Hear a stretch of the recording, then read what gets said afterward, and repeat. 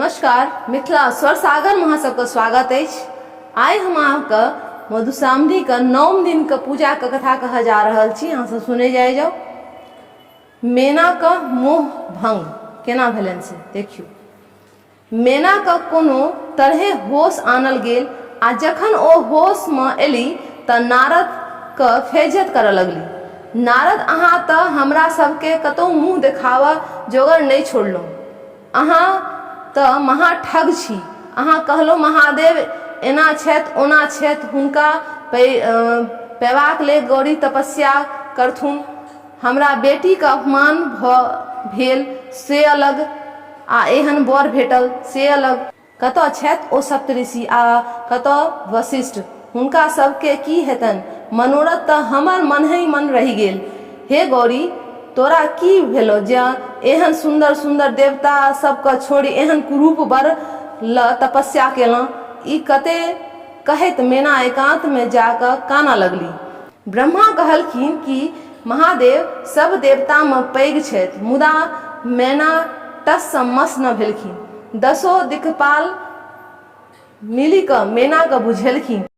मैना कहलखिन कि गौरी के हम जहर दऽ देव, मुदा एहन कुरूप वर सँ गौरी के विवाह नहीं करब। हिमालय एलखिन आ मैना से कहलखिन, किया एना बताह जकाँ कऽ रहल छी? त्रिलोकीनाथ स्वयं द्वार पर आयल छथि आ अहाँ के जिद केने बैसल छी। मुदा मैना कहलखिन, गौर के पाथरी के बान्हि पोखरे में डुबा देबै, मुदा ओकर विवाह महादेव से नहीं करब। विष्णु सेहो मनलखिन, मुदा मैना अपन बात धेने बैसल छलथि। तखन नारद महादेव के कहलखिन, हे भोलेनाथ, आब अपन भावहट समटू आ अपन स्वरूप सुंदर के गौरी के देल वरदान के पूरा करू। भोलेनाथ अपन रूप बदली देलखिन। तखन नारद मैना मुनि कहलखिन कि आब कोप भवन से निकलू आ महादेव के देखू कि ओ केहन छथि। आ जखन मैना महादेव दिस घूरी के देखलखिन त देखते रहि गेलथि। सूर्य सो चमकैत सुंदर आँख, मोती माणिक गहना, सूर्य हुनका छत्र ओढ़ने, चंद्रमा जामदार डोलबैत, गंगा जमुना पाछू चामर धने, ब्रह्मा विष्णु इंद्र आ ऋषि हुनकर जय जयकार करैत, गंधर्व अप्सरा गीत आ नृत्य करैत। मैना चकित रहि गेली आ मोने मोन प्रसन्न भेली आ अपन भावट पर पछतैत छलथि। ई कथा एते समाप्त भेल और एही में अछि गौरी के विवाह।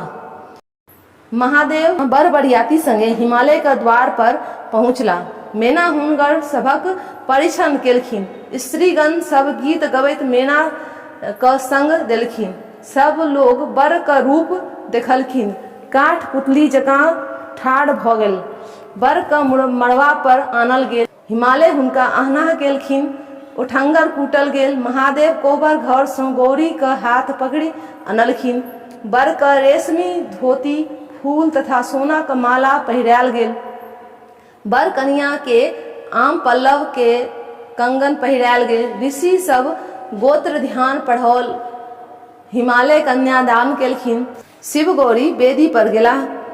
अग्नि का आवाहन कयल गेल और हवन कयल गेल आ विवाह विधि विधान सँ संपन्न भ गेल। सब लोग दुनू गोटा का आशीर्वाद देलखिन। गौरी शंकर कुल देवता का प्रणाम करी भोजन सँ निवृत्त भ विश्राम करे लगलाह। तखन बरियाती सबके भोजन आ संस्कार कयल गेल। मैना अपन अज्ञातवास लेल सब सँ क्षमा मंगलथि। त सब बरियाती सब कहलखिन कि ई त त्रिलोकीनाथ के लीला छलनि हँ, अहाँ के सौभाग्य बढ़ैल। आब हमरो लोकनिक जयबाक आज्ञा दिअ। आगा आगा शिव गौरी बसहा पर, बरियाती सब पाछू पाछू। हिमालय अपना परिवार संगे अरियातै ल चलला। किछु दूर बाद हिमालय लोकनिक भारी मन सँ बेटी के विदा क अपन अपन घर घुरि एला।